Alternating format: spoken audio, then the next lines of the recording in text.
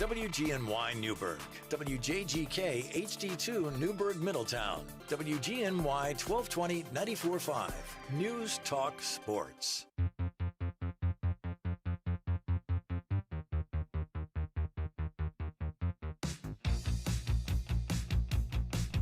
Hello, ladies and gentlemen. It is good to be back. It is Jake McVey coming at you on WGNY 94.5 News Talk Sports. It's Jake's Hot Takes. I'm finally back in the studio, and man, I gotta tell you, I had a heartwarming couple of days. I finally finished up at school, got a chance to move out and get back home, and my reward for surviving a tough semester at college, the Knicks managed to beat Boston in 6, and for the first time in 25 years, they are on their way to the Eastern Conference Finals. Oh, man. The last time this team was in the Eastern Conference Finals, I wasn't even born yet. So it's a big day for Knicks fans. It's a big day for New York, and I'm just so excited to talk about it. I want to jump right into it. The main takeaway that I saw from this game, or you know what? Let's start. I'm getting ahead of myself right now. The Knicks come away with a final score of 119-81. They beat the absolute brakes off of Boston in this final game. The atmosphere was absolutely electric. Guys were hitting tough shots and making these incredibly athletic plays. New York came to play. Me and Matt. Oh, by the way, if you're wondering where Matt is, I haven't gotten unpacked yet. So Matt is probably in a bag somewhere. I'll figure something out with him. But me and Matt had talked forever about how we would have loved to see New York just come out and get one solid victory where there was absolutely no mistake that New York was the better team on the court for the majority of the game. And I think this is exactly what we were provided with Game 6 of this Boston series because, man, New York was just on a completely different level, and I was all here for it. So let's get right into some of the stats. I mean, Jalen Brunson simply can do no wrong in my eyes. He had it was a less explosive night out of him than I think we're used to, but Jalen Brunson absolutely set the pace and he set the tone for the game as far as scoring and attitude and the kinds of plays that these guys are going to go out there and make.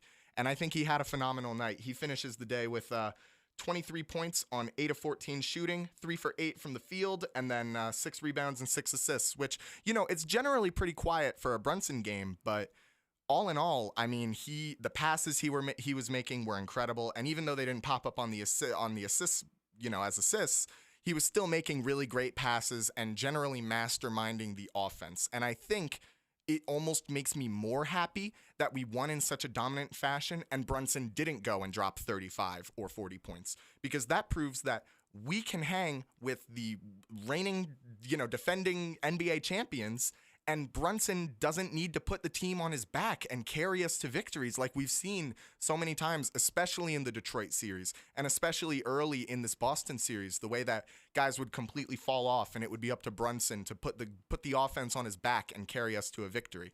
So all in all, I think I'm happier with Brunson's lower scoring performance than I would have been had everybody else underperformed and he had come away with a monster game and we still got the win anyway. Point is, Brunson had a phenomenal game. Boston just did not look like they knew what to do with him. Al Horford in particular. They were looking for that Al Horford mismatch every single time. There was nothing that Horford could do against Brunson. And I totally understand why. Al Horford obviously has the reach and the height advantage, the size advantage, the strength, the physicality advantage.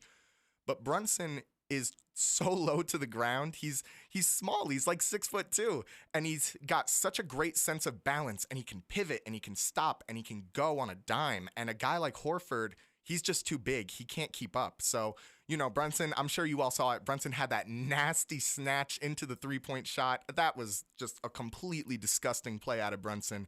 If I'm Al Horford, I'm staying off Twitter for the next 2 months. Moving on, Karl Anthony Towns.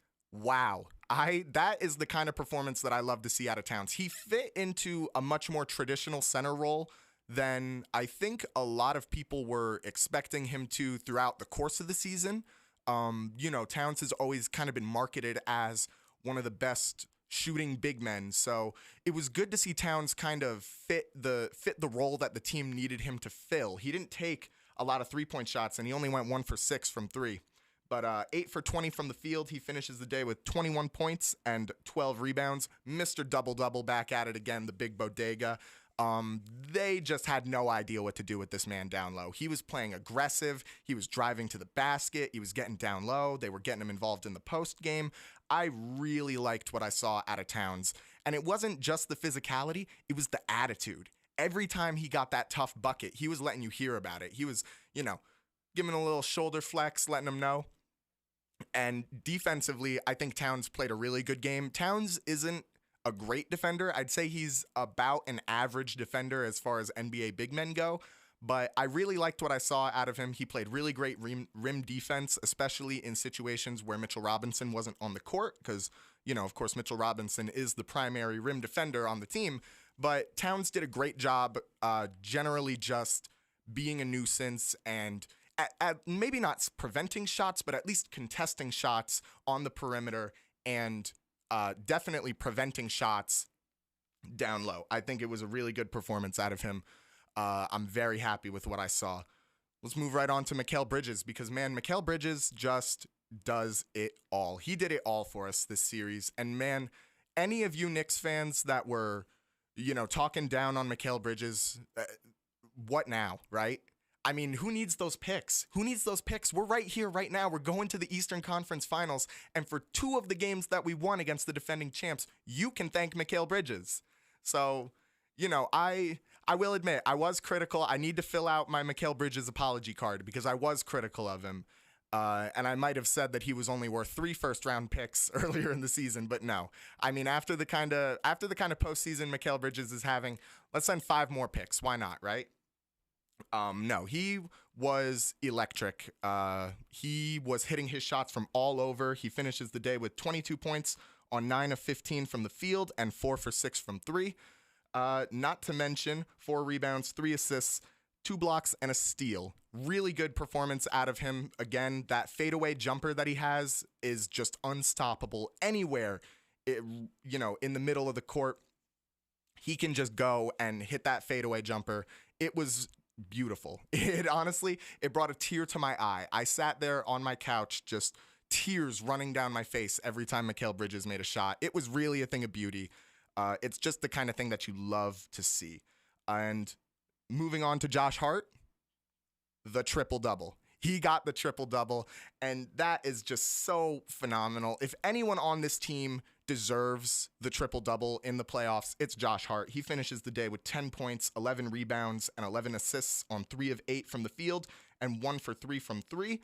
Not an incredible, scoring performance out of Josh Hart, but we don't need him to be an incredible scorer to win games. He got rebounds, and he was phenomenal passing. Just constantly getting looks, getting guys in open positions, and not just having the court vision to see these opportunities arising, also having the passing skill to actually execute the pass in the moment. So many of those factors go into being a good passer. It's court awareness, it's court vision, it's actual passing ability. And Josh Hart has just been an off-ball dream for this offense. He really has just allowed these guys to put the pieces together in so many meaningful ways and allow so many great opportunities for these guys. And I think aside from Brunson, he probably is the most important piece to this offense, even though he is a bit of a lackluster scorer. But like I said, we don't even need him to be a good scorer. We got plenty of guys. We got plenty of guys that are good scorers. We got 4 of our 5 starters scored over 20 points today. Or not today, in game 6. So yeah, all in all, pretty good performance. Now, there is a bit of an elephant in the room, and although he did have a good performance, we need to talk about OG Anunoby. He finishes the day with 23 points, 7 of 18 from the field, 4 for 13 from 3.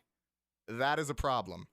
I remember after every time he would take a 3-point shot, I would just think to myself, why is he taking these threes?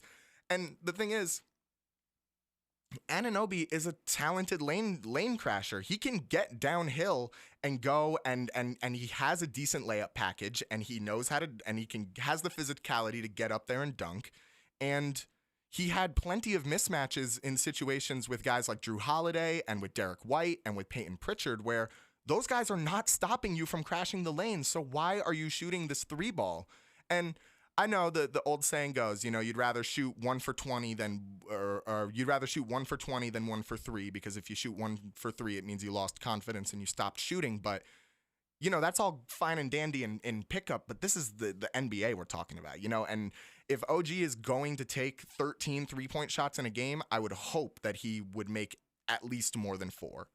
And aside from that, defensively, I think it was a good performance out of OG Anunoby. Again, he's not an incredible defending power forward, but he absolutely made plays when necessary. He had a big block, and just in general, I'd say it was a pretty good performance out of him. Now, we're going to get into the riffraff a little bit here. Oh, no, actually, before that, I got to give credit to my man Deuce McBride. Deuce McBride, I was surprised looking at this because it did not feel like he was out on the court for as long as he was watching the game, but he played 32 minutes in Game 6. He played more minutes than Mikal Bridges, the Iron Man.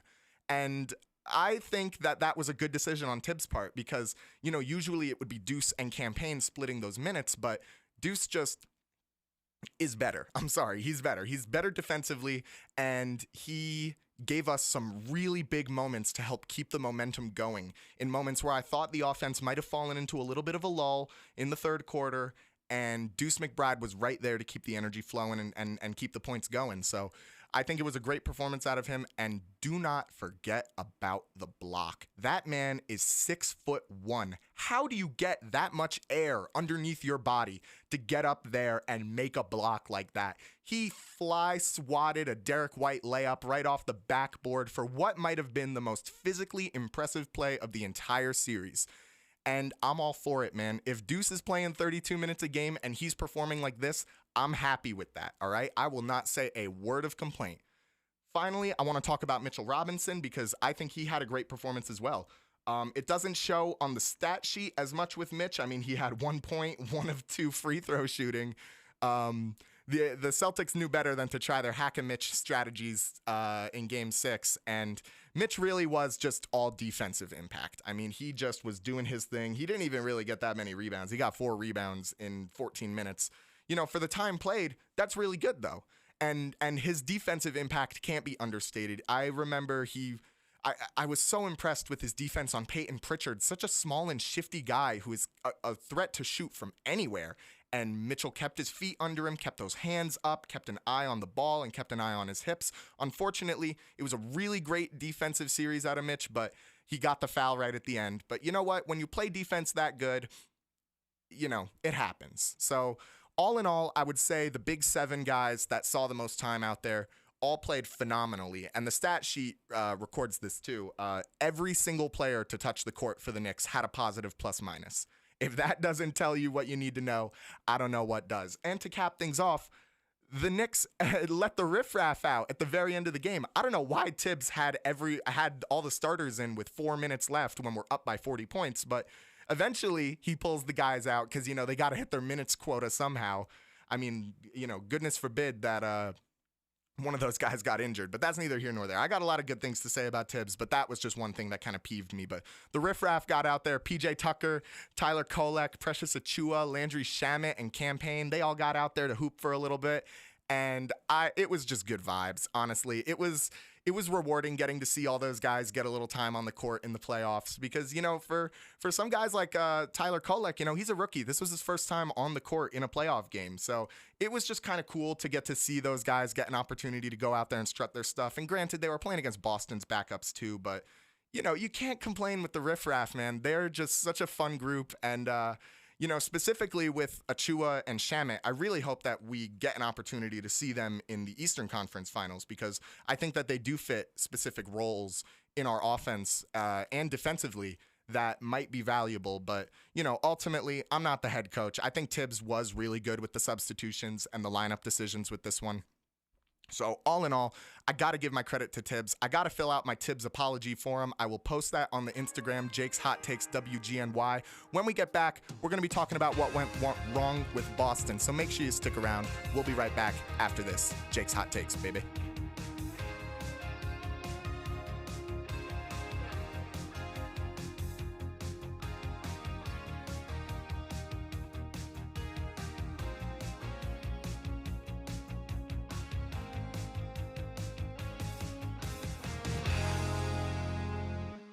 Thinking about remodeling your kitchen or bath?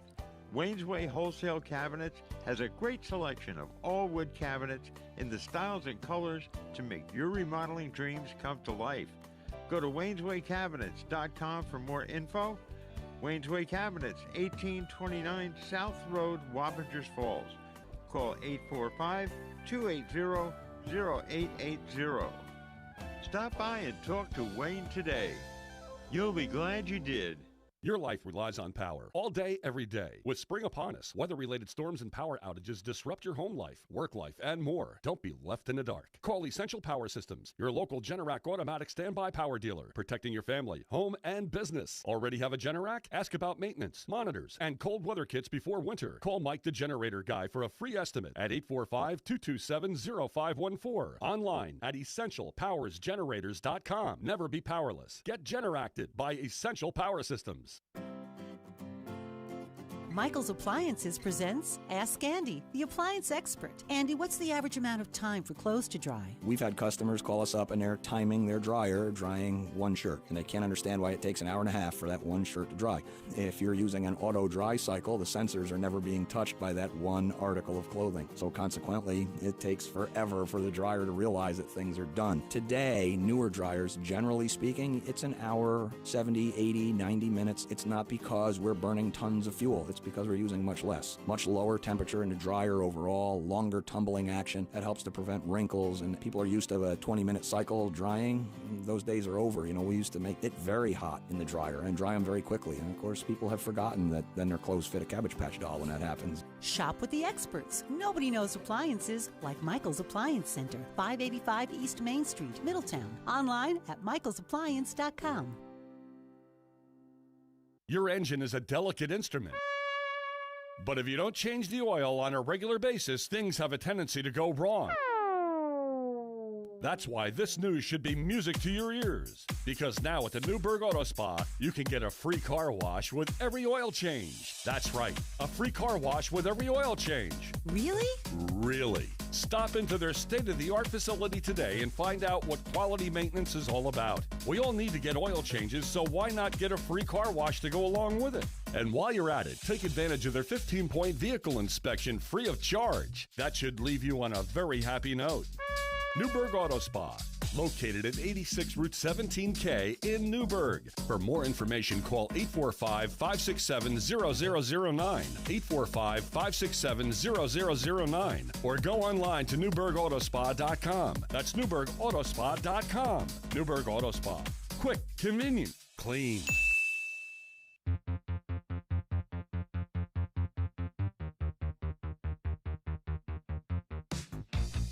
And we're back. Now, I'm not quite done talking about the Knicks and Celtics series just yet, because obviously there's another side of the coin that I haven't quite talked about yet, and that is, of course, the Boston Celtics. Now, you might be asking yourself, what happened to Boston? I mean, the reigning champions get blown out in Game 6, lose by almost 40 points, and go out sad. Well, I'll tell you exactly what happened, all right? And I'm going to try to explain this without convoluting things or sounding too jargony, because this is, this is basketball stuff. And ultimately, I know that not everybody understands these kind of situations on such a level. So I'm going to try and put this in layman's terms. So basically what New York's goal was throughout this series was to try and pressure Boston's players to take their second most efficient shot. A guy like Jaylen Brown is a phenomenal lane crasher. He can get downhill. He's a big physical guy. He likes his layup packages. He likes his close to the rim shooting, and he likes his dunks. And New York knows that. In an opportunity where Jaylen Brown might get a look at the rim, they occupy those lanes and make the three-point shot easier for Jaylen Brown to take. Now, Jaylen Brown is a good three-point shooter, but he's not as good of a three-point shooter as he is a lane crasher. And forcing guys into their second most efficient shot really tanks the efficiency of a basketball team. You can see an example of that in Derek White as well. Derek White is the spark plug for this Boston offense. When he gets going early, I mean, we saw it in Game 5. I mean, the Celtics really beat up on the Knicks, and it's because Derek White got hot early. I believe he went 3 for 3 or 4 for 4 from three in Game 5 in the first quarter. So preventing these guys from taking shots that they felt comfortable with was important, but it's not about preventing the shot. It's about allowing them to take that second most efficient shot. Derek White is a phenomenal three-point shooter. He's basically automatic from that range, but he's also not bad in a layup package, but he's significantly worse in a layup package than he is at three-point shooting. So by allowing Derek White to get that look at the basket, Derek White he'd much rather settle for that 2 opportunity than try and take that contested 3 and potentially come away with no points. Let them take the shot that they think is going to give them the best chance of actually scoring points, because Derek White isn't out there just saying, I need to score threes. He's saying, I need to score baskets, and I need to do that however I feel comfortable. So when Derek White is on the perimeter, you put a great perimeter defender out there. You get Mikal Bridges. You get Jalen Brunson out there, because I would say Brunson, Hart, and Mikal Bridges are probably our 3 best perimeter defenders. Mikal Bridges and Josh Hart can play defense anywhere. I think Brunson and Deuce are probably better perimeter defenders than they are down low guys. OG Anunoby is a bit of a weird case. He's great on the off ball. He has really great court vision. He can oftentimes step into passing lanes and step into driving lanes and force a double team scenario that guys aren't necessarily expecting. And then, of course, Mitchell Robinson and Karl Anthony Towns are great down low. They're great rim defenders. They're great shot blockers. By allowing the Boston Celtics to take the shot that they feel second most comfortable with, the Knicks, there's a psychological toll on that. Jaylen Brown shot a lot of threes. He didn't make a lot of them. He went 3 for 9 from 3. And that kind of psychological effect, when you see the ball not go in the basket, it's hard to keep that momentum and keep that efficiency, especially when the Knicks didn't try to out Boston. They didn't try to shoot more three-point shots than Boston. They felt comfortable playing their own game, setting up their own matchups. It really was a game of matchups. And when Jaylen Brown is, is handling the ball at the top of the key, you get a guy that can protect the lane and protect the rim. You allow him, a less than stellar perimeter guy, Jaylen Brown is going to see that matchup and try and look for a three-point shot.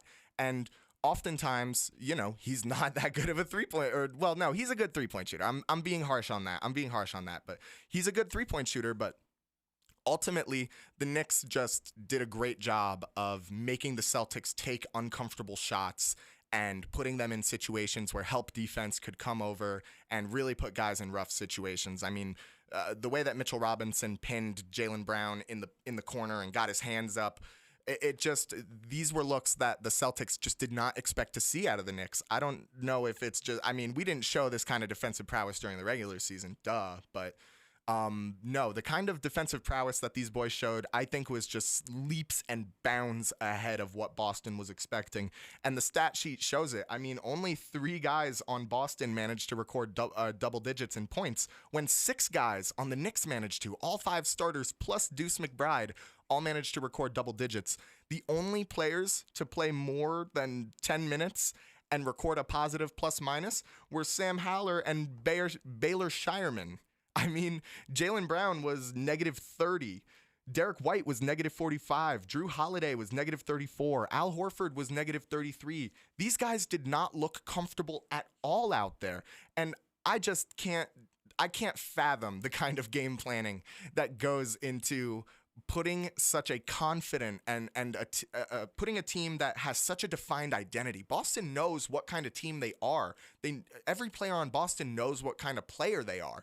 So to have that kind of confidence and have it completely stripped away and kind of have that rug swept out under you, I think it's a big psychological reason as to why Boston couldn't keep themselves in this game. And obviously the loss of Tatum is a big deal, But hot take incoming, I still think New York would have gotten the job done by over 30 points had Jason Tatum played.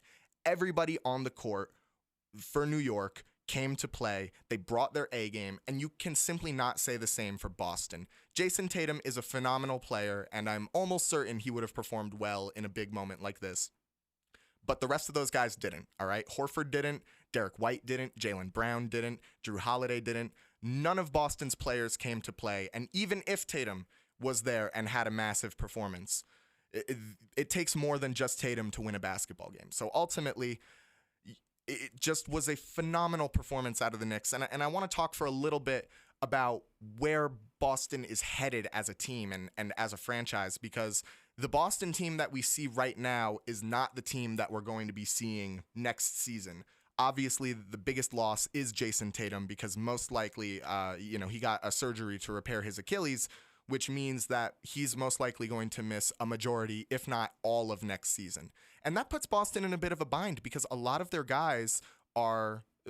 big men are stepping into free agency right now. As a matter of fact, all three of their big men are going into free agency. Luke Cornett, Al Horford, and Kristaps Porzingis. They're all free agents this season. So, and Jaylen Brown and Derek White and Jason Tatum, they are not cheap players. And what I think is going to happen is probably Porzingis is going to be kept around, and maybe Cornett if they can get him on a cheap enough deal. Although Cornett did have a phenomenal performance over the course of these playoffs. I will give him credit on that. But ultimately, I think what's going to happen is Boston is going to look to move off of Drew Holiday because without Tatum, I don't think this team can be competitive next season. And I think Boston knows that subliminally too. I think Boston knows that next season they're missing their best player. And yes, I know Jaylen Brown is still the reigning finals MVP, but let's be honest. Jason Tatum is a better player than Jaylen Brown, and I'm not going to concede on that.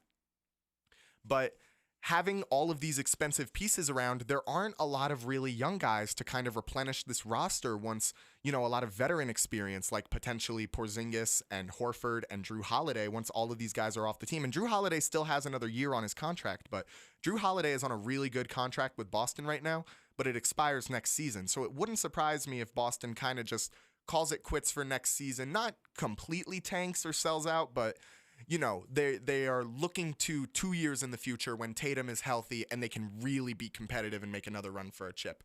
So don't be surprised if Boston moves off of Drew Holiday. Don't be surprised if Boston moves off of Al Horford. I think at least one of those big men are probably going to stick around. My guess is Porzingis just because he brings the most offensive utility out of all three of those guys. While I will say Cornett does bring the most defensive utility. So who knows? There's a chance that we could see Boston, reach into the piggy bank a little bit and try and keep this core around. But it's just tough missing your star player like that, I mean, Boston basically needs to prepare for next season not being the Boston Celtics, not being this omnipresent, dominant team and franchise that is going to constantly be competitive at any given point in the season. I mean, they're losing a part of their identity really without Tatum, and I think that as good of a team as this is, and as good as and I'll give credit where credit's due, as good of a coach as Mazzulla is, and as good of a roster as this team is constructed, I just don't see them being competitive. And ultimately, I think New York I think they went and broke Boston. I think we're going to see the Boston Celtics really struggle next year. I think it's going to be hard to keep this roster together. And I think even by the end of next year, there are going to be a lot of changes to this team. I think the next time we see Boston be competitive, at least, 4 or 5 of the current 8 guys that they got might not even be on the team anymore. I think the only guys that you can really guarantee the safety of right now in terms of not being on the team in 2 years is Derek White, Jaylen Brown, and Jason Tatum. I mean, if I'm Boston, those are the only 3 assets that I'm holding close to my chest. No, you can't have them. Tatum is just so important to this franchise. Jaylen Brown is a phenomenal player, even though he did foul himself out of the game in the third quarter because he realized they were going to lose. Kind of a soft move, but you gotta, he's a talented player. And Derek White is just the spark plug for this offense. He has done so much for them, both offensively and defensively. I could not imagine they have any intentions of moving off of him. Not to mention, I believe he's under contract for the next 3 years. You can fact check me on that. If I'm wrong, put it in the comments and tell me how long Derek White is under contract for. But yeah, that's kind of my take on the Celtics. That's where I think the Celtics are going. That's where I think what happened. So when we get back, we're going to be giving you a preview of Knicks and Pacers. The Eastern Conference Finals matchup is set, and I am so excited for this. We got another shot at Indiana, and this time I think we're taking it. Stick around. I'll tell you more after this.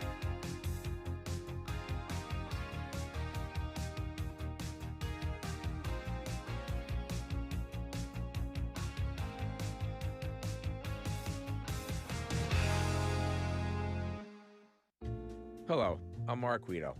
Thank you for making Frank Guido's Little Italy the #1 location for all of your special occasions. From an intimate family gathering to a festive affair for up to 100 guests, Little Italy is the place to go. We are experienced, professional, and affordable. Whether it's birthdays, anniversaries, reunions, retirements, rehearsal dinners, and even after-funeral gatherings, Little Italy has the perfect size space with delicious food at a reasonable price. You enjoy your event and let us do all the work. Call Marie at 845-340-1682 or visit us online at frankguidoslittleitaly.com. Call Marie at 845-340-1682 or visit us online at frankguidoslittleitaly.com. Little Italy has the perfect size space with delicious food at a reasonable price. You will be glad you did. And remember, as always, come celebrate on the day of your birthday and get up to a $25 value on us.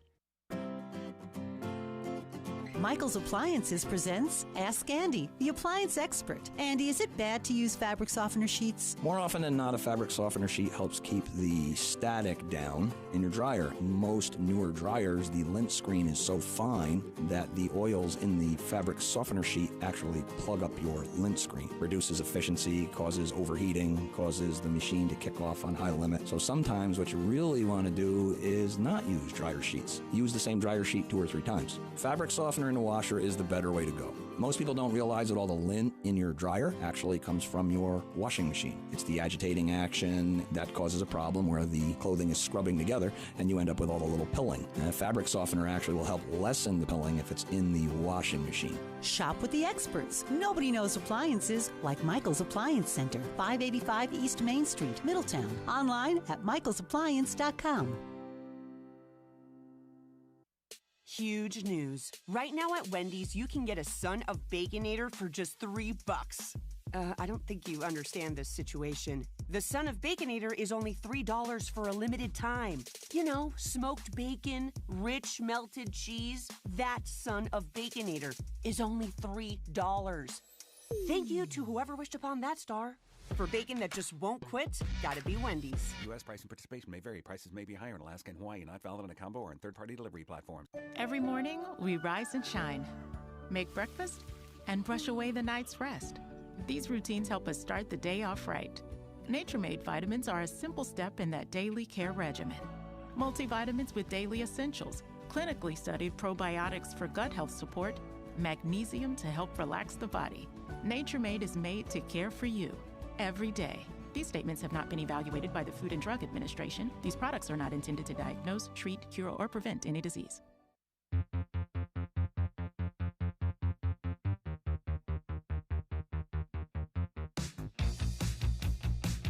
Welcome back, ladies and gentlemen. It is Jake McVey, Jake's Hot Takes, WGNY 1220 94.5 News Talk Sports. Emphasis on the sports. Man, I love sports. And what I love even more than sports is the Knicks. As I previously said, they are going to the Eastern Conference Finals for the first time in 25 years. Again, I was not alive on Earth the last time the Knicks went to the Eastern Conference Finals. So this is very exciting.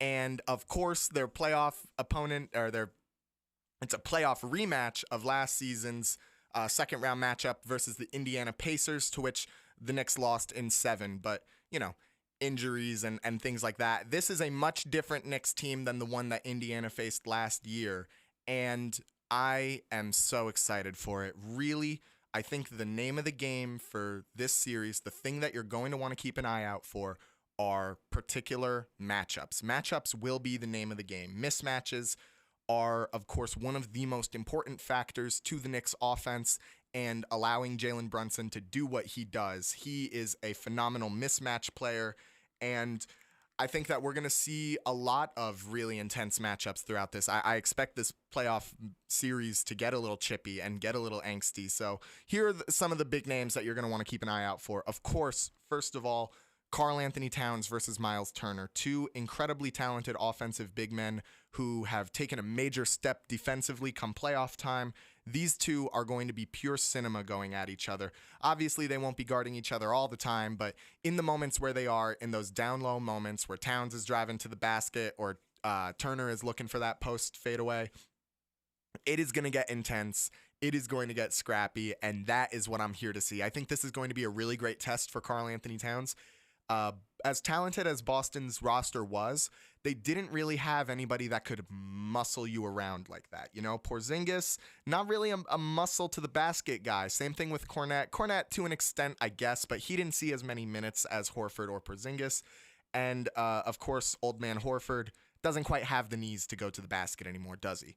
But ultimately, I think this is going to be a phenomenal test for Karl Anthony Towns. Will he struggle against Miles Turner at some points? I expect him to, because Turner is probably the best defender on the Pacers. I would say probably. There's an argument, but I think Turner is the best defender on the Pacers, and I think he's looking to make an example out of Towns. So I think this is going to be a really fun matchup. Another one that you're going to want to keep an eye out for is Josh Hart and Mikal Bridges on the perimeter. This Pacers team, they don't necessarily shoot at the same volume of threes that the Celtics do, but they can shoot, and when they get hot, when it rains, it pours with the Pacers. You know, when those three-point shots start falling, things can get ugly. So you're going to want to keep an eye out for all of that.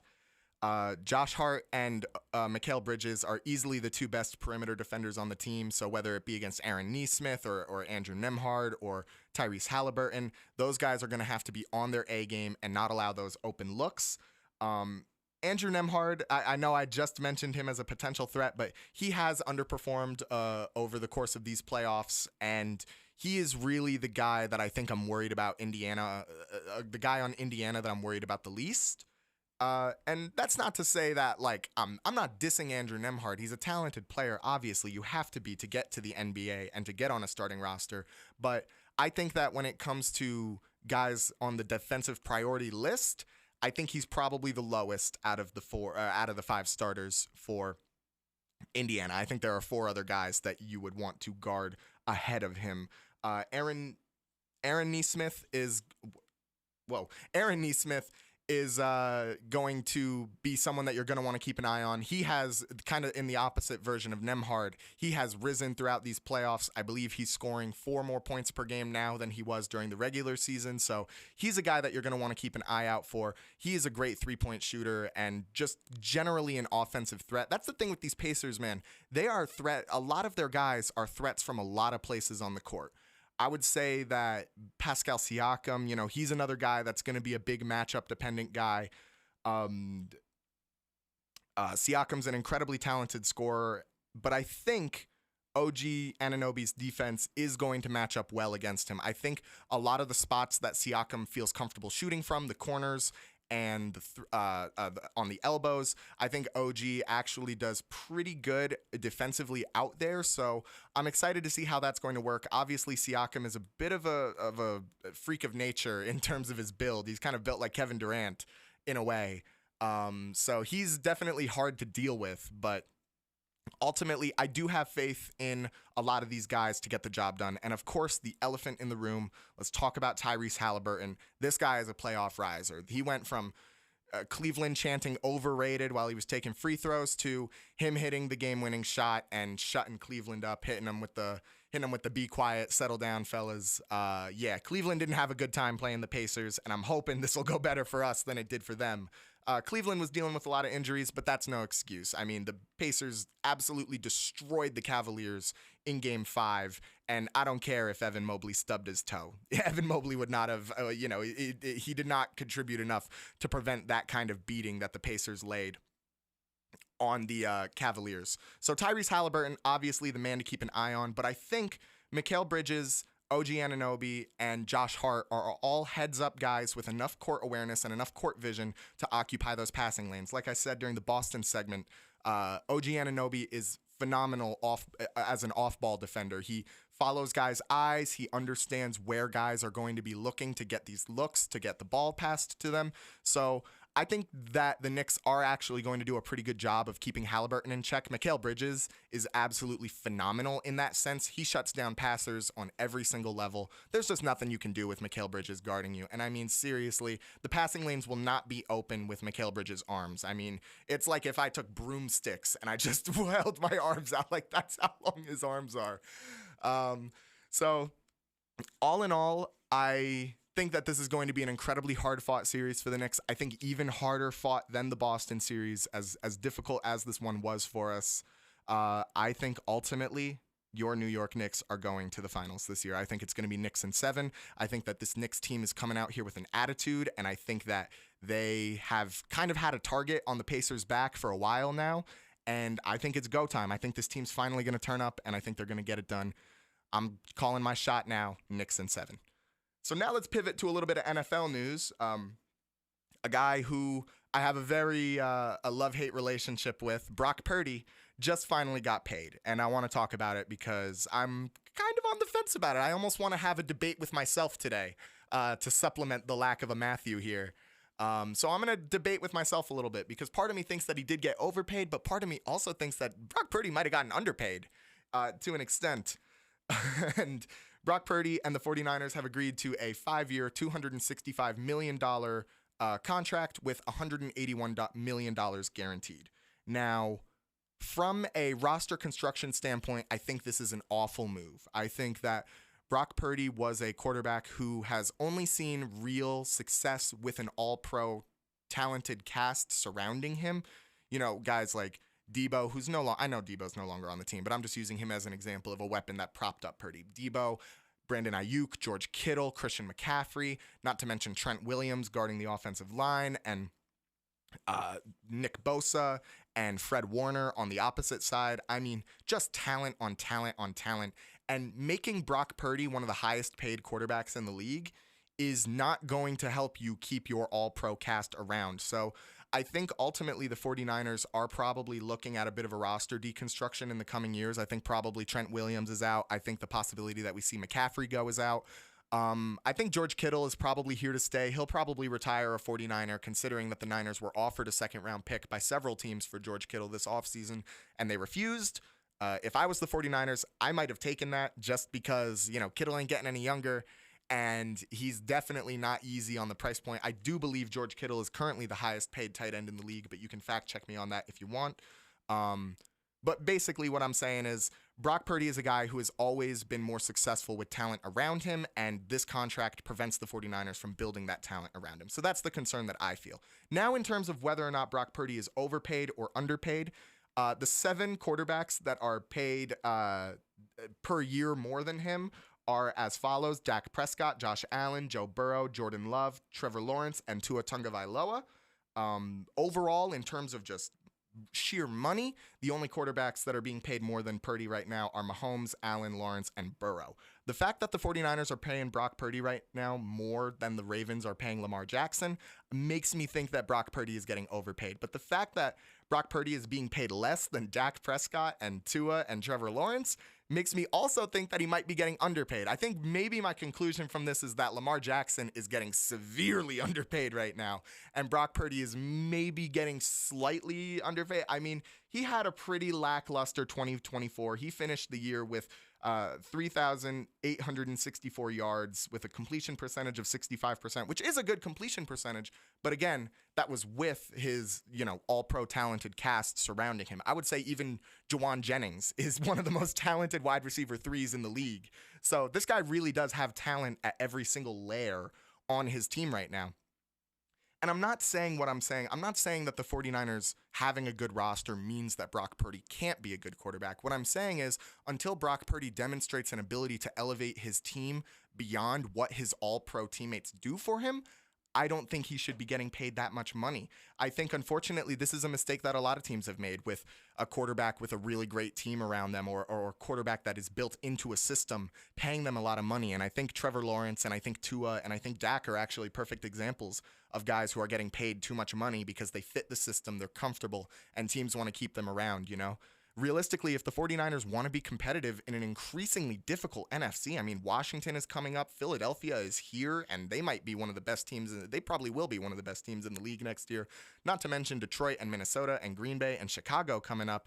There are so many teams in the NFC with better quarterbacks than Brock Purdy right now. I just don't think it's the move for the 49ers. But anyway, when we get back, we're talking a little New York Giants. Gotta love those Giants. The schedule's out. What do you think the Giants' final record is going to be? I'll tell you what I think right here after the break. Jake's Hot Takes, WGNY 1220 94.5 News Talk Sports. We'll be right back after this. See you later, folks.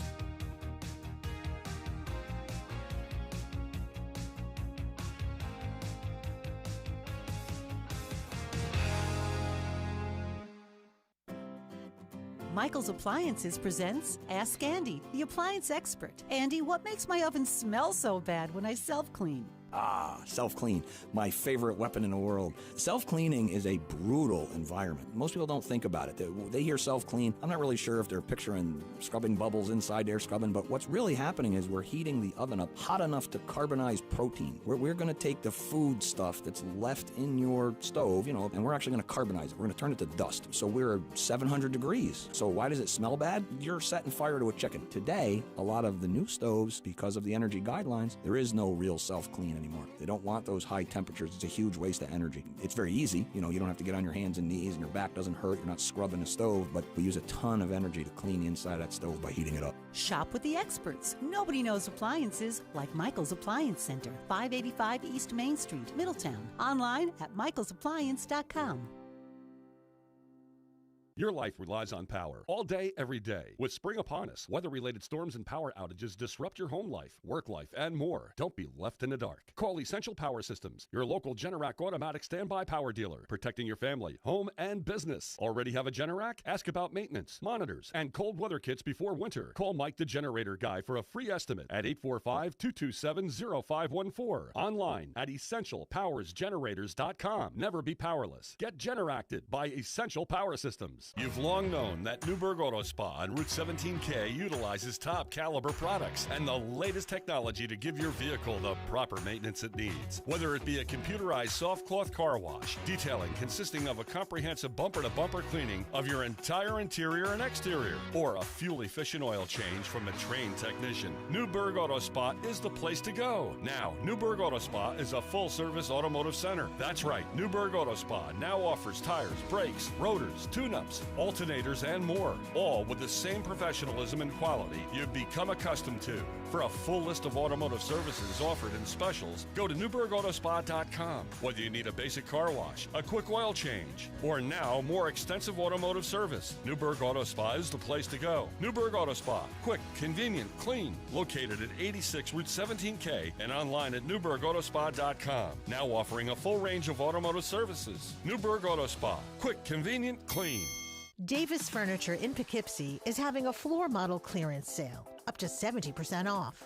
That's right, Davis Furniture needs to make room for new arrivals and is having a floor model clearance sale with up to 70% off. At Davis Furniture on Route 9 in Poughkeepsie, all their furniture is American-made and chemical-free. You and your family deserve the Davis Furniture difference and a healthier life. DavisFurnitureOnline.com.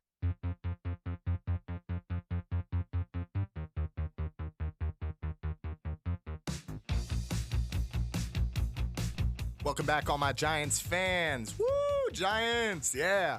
So the Giants got their schedule released, and I think I just want to go through it bit by bit, and let's talk a little Giants. Let's find out how these boys in blue are going to be feeling next season. So the Giants, before I jump into the schedule, though, I want to talk about the schedule release video that New York did.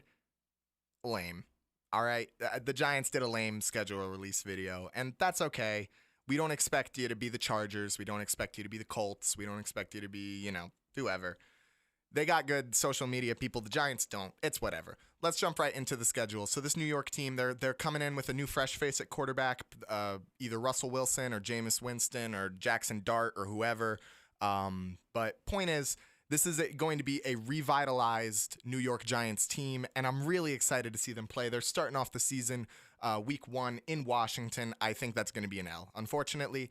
I do think that the Commanders are going to come out swinging next season, and I think they are going to be in contention with Philadelphia for the first place in the NFC East, and I think they're going to make an example out of the Giants, kind of like the Cowboys did a couple years ago in opening weekend when they beat us like 41-7.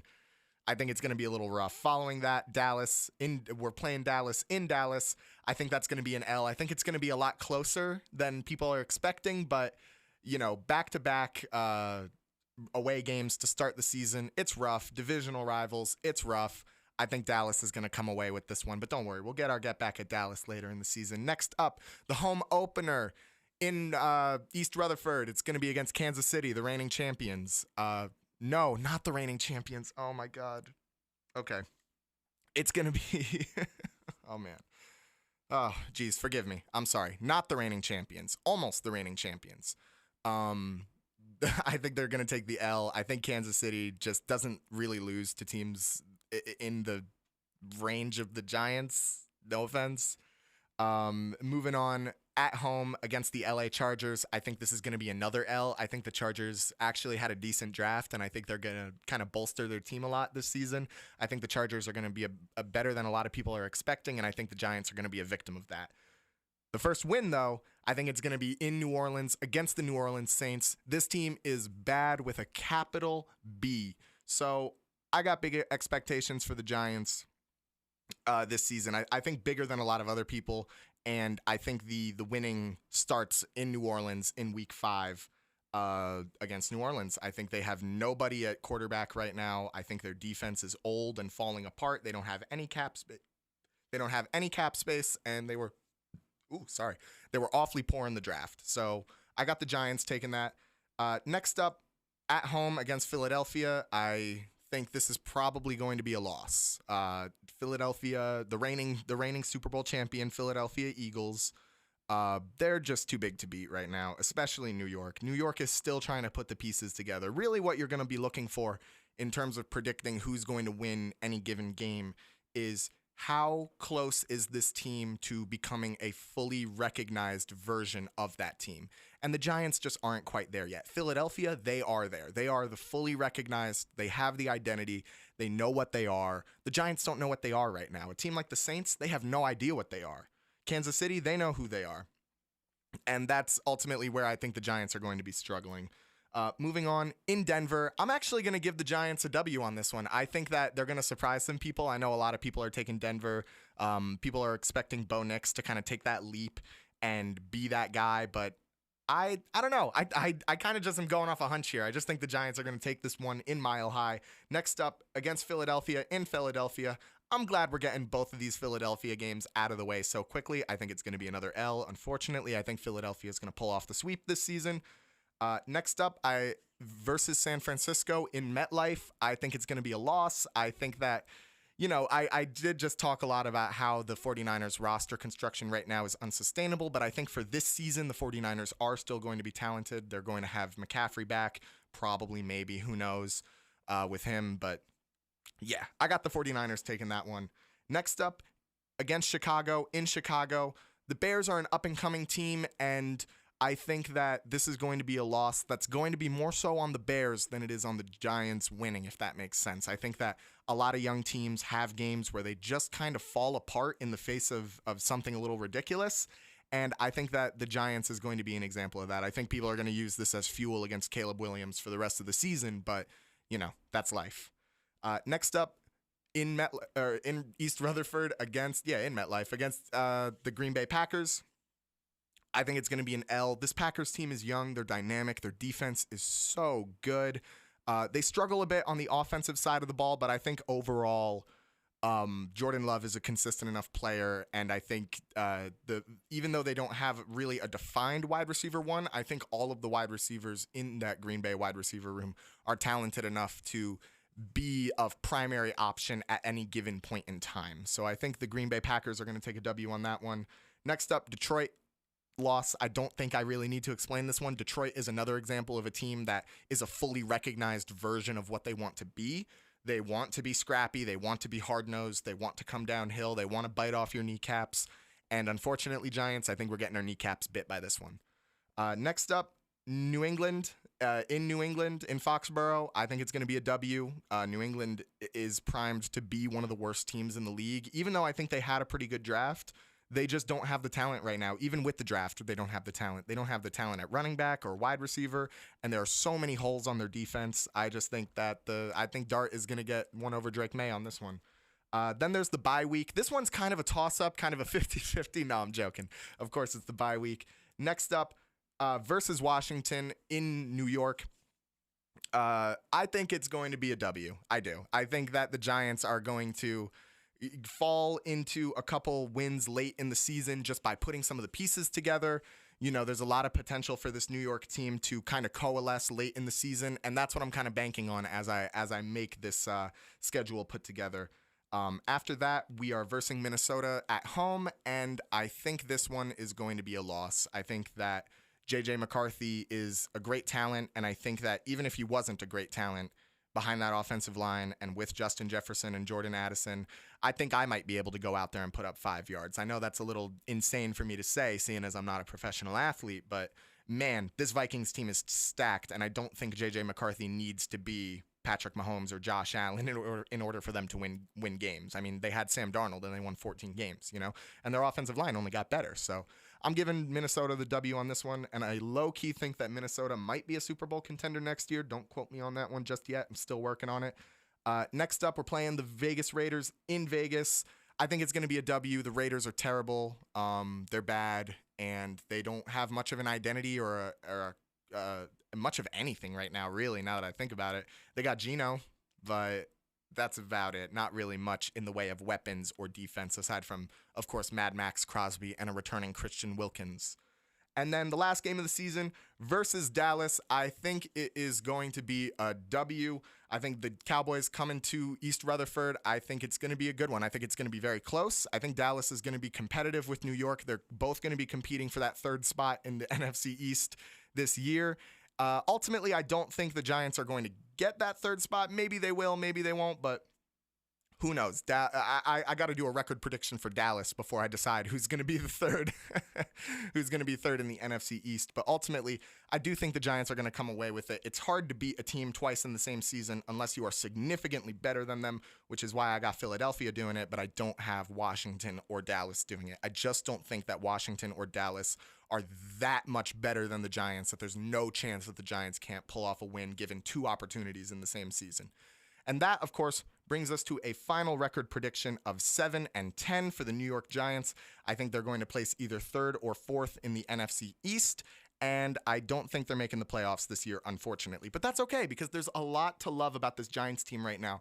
The Jackson Dart and Malik Neighbors connection, hopefully late in the season. I'm hoping Jackson Dart doesn't actually start. We've heard some rumors that he might start. I'm really hoping that he doesn't start.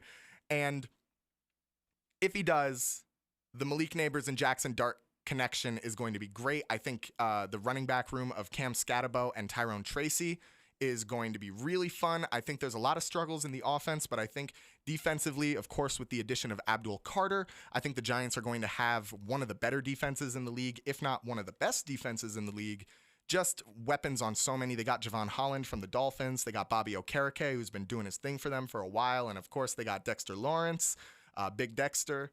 I just think that this Giants team has enough talent defensively to keep them in games, even if the offense is struggling, because we know that Russell Wilson is known to run a bit of a stagnant offense, and Jameis Winston is known to throw his interceptions, and we have no idea how Jackson Dart is going to develop, although I am hopeful. Brian Dable, of course, the quarterback whisperer, the guy who made Josh Allen what he is today, I'm hopeful that Jackson Dart is going to kind of be in that same category as Josh Allen, as a Brian Dable success story. Because if not, the Shedeur Sanders situation, the fact that we drafted up into the first round again and didn't draft Sanders, if Jackson Dart turns out to be a bust and Sanders turns out to be anything around a starting caliber quarterback, we're going to look a little silly. But that's okay, because these are mistakes that we're allowed to make ultimately. Now, last thing I want to say about the Giants is this is a team where expectations are important, you know? Don't get yourself wrapped up in all the media hype saying that the Giants are going to be great this year, because they're probably going to be a very fun and exciting team that loses a lot of games. And that's okay. It's okay for that to be your identity for a little bit while you're rebuilding. If anything, it's better. But yeah, that's pretty much all I got for you guys today. I do want to remind everybody there is no show on Thursday. The Yankees are playing at noon, and apparently people want to hear the Yankees more than they want to hear me. Can you believe that? No, of course, I'm joking. The Yankees are playing Thursday at noon, so make sure you tune into that. We will be back here same time, same place next Sunday, so make sure you get here for it. My name has been Jake McVey. This has been Jake's Hot Takes. Thank you for listening. Jake's Hot Takes, only on WGNY 1220 94.5 News Talk Sports. Follow the Instagram, Jake's Hot Takes WGNY, and I will see you next Sunday. Remember, no show Thursday. Thanks, folks. Bye.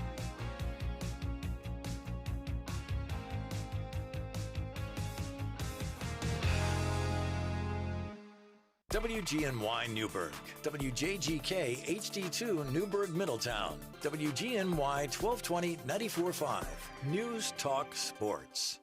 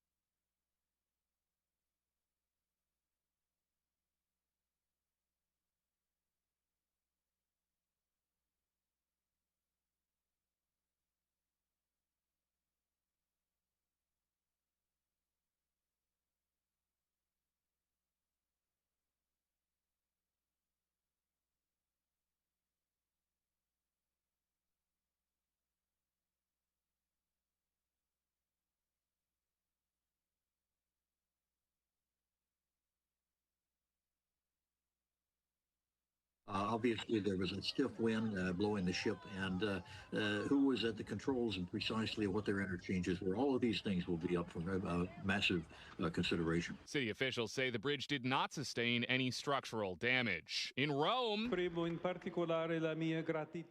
Leo XIV celebrating his installation mass at the Vatican today. In attendance, Vice President J.D. Vance and Ukrainian President Volodymyr Zelensky, who met with the Pope briefly this morning. President Trump says he's planning separate calls with both Zelensky and Russian President Vladimir Putin tomorrow. This is ABC News. Progressive Renter